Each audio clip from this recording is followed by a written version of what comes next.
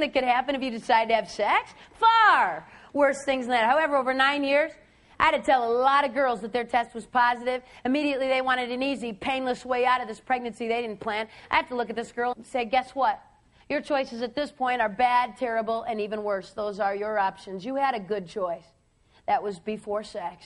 Now, all of the choices you got are going to carry consequences. Abortion is painful. I've counseled hundreds of women, 5, 10, 15 years after an abortion, still hurting. I've counseled teen girls with anorexia, bulimia, depression, suicide, because of an abortion I couldn't take back. So last summer, I had to deal with a 20-year-old girl, the most painful things I've ever seen and witnessed. When it underwent an abortion at 18 weeks, dilation and an evacuation. The abortionist dilated the cervix, entered her uterus with a very sharp instrument that looks a little bit like pliers or tongs, and literally ripped the child out in pieces. In the process of performing this procedure, he perforated her uterus, grabbed a hold of part of her bowel, and yanked it right through her vagina. She was hemorrhaging.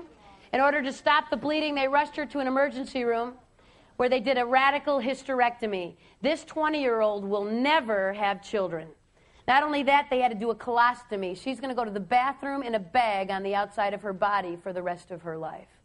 A safe, legal, little fix to a problem. No way. Abortion hurts women. Parenting is not easy.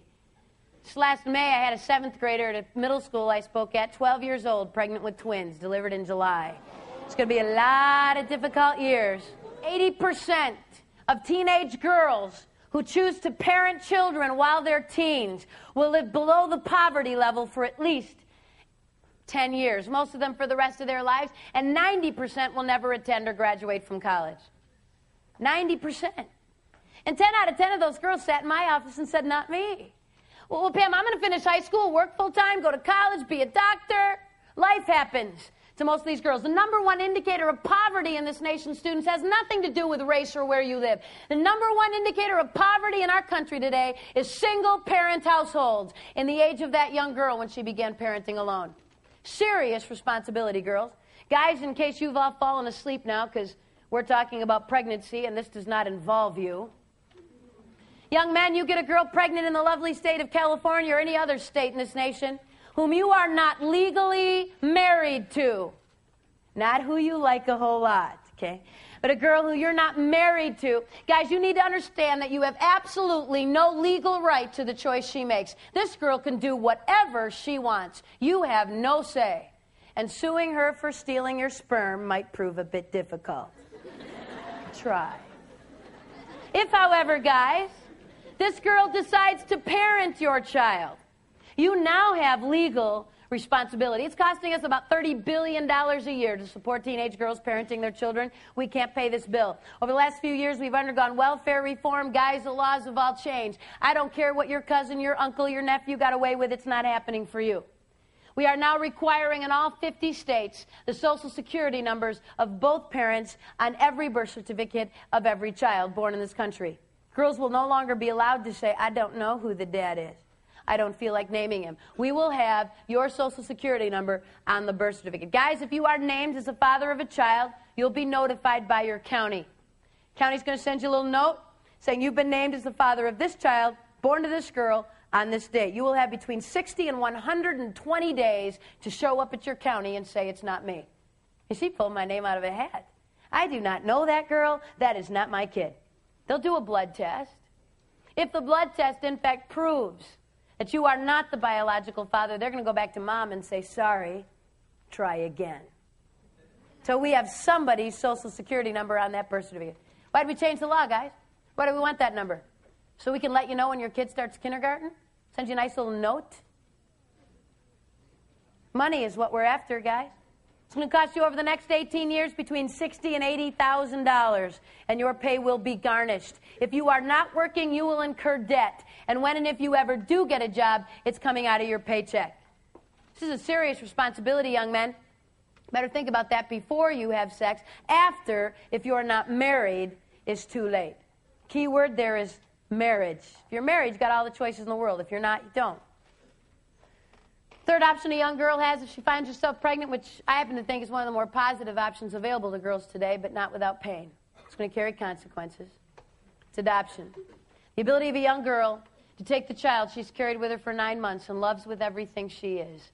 To say, I want what's best for my child, and I'm not it. And I am willing to go through this pain to give my child a family. It takes a lot of courage, a lot of maturity, and a lot of love. 2 million requests for adoption will go unanswered every year in this nation. Girls, please hear this. This is primarily going to affect you. Infertility, the inability to have children of your own biologically, has risen over 500% in the last 8 years, in the 90s alone. In fact, we are now spending $4 billion a year on fertility treatment, and we have had more multiple births in the 90s because of fertility drugs than in the entire history of our nation up to this date. We've got so many more couples who can't have children and no infants available.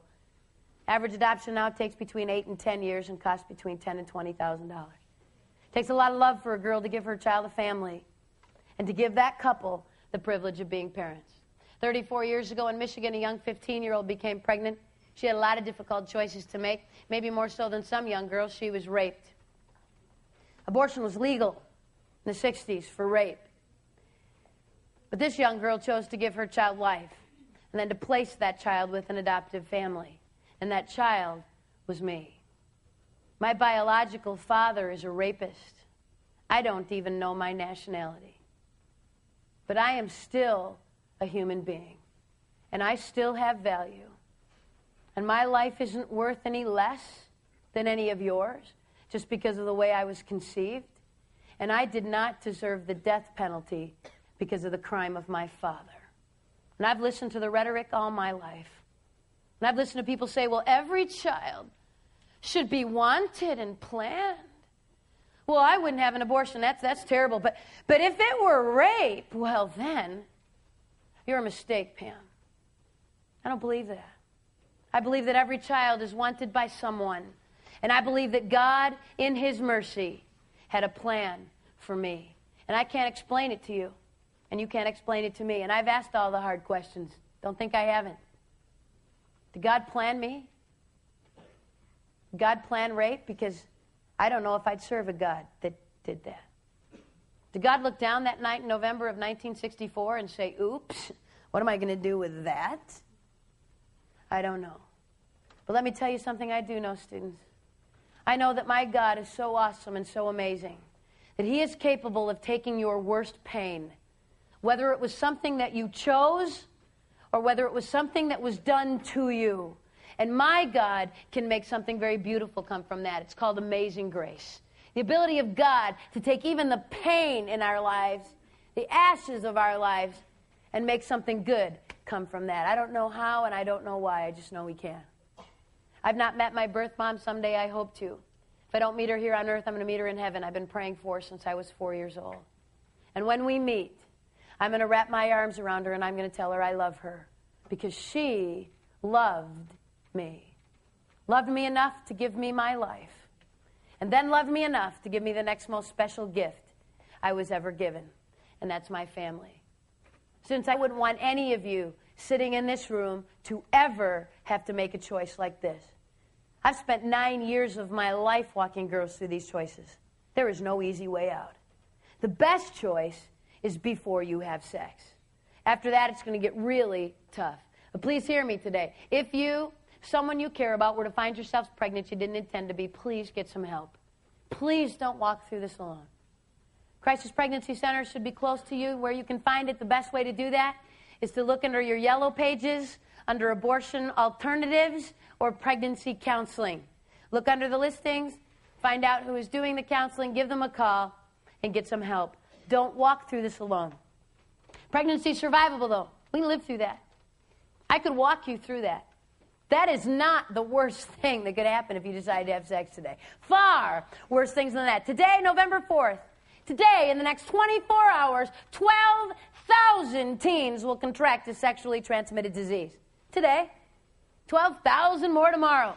12,000 teens who got up this morning and said, like some of you sitting in this room, that's not going to happen to me. Pam, that happens in Los Angeles and San Diego and San Francisco and Sacramento and scary schools like St. Paul, but we're okay here at Alamany because it doesn't happen here. You're wrong. Since in the 1950s, we had 5 sexually transmitted diseases we knew about were treated. 5. You could count them on one hand. Go find a grandparent. Go find someone who grew up in the 40s and 50s. Ask them. Were there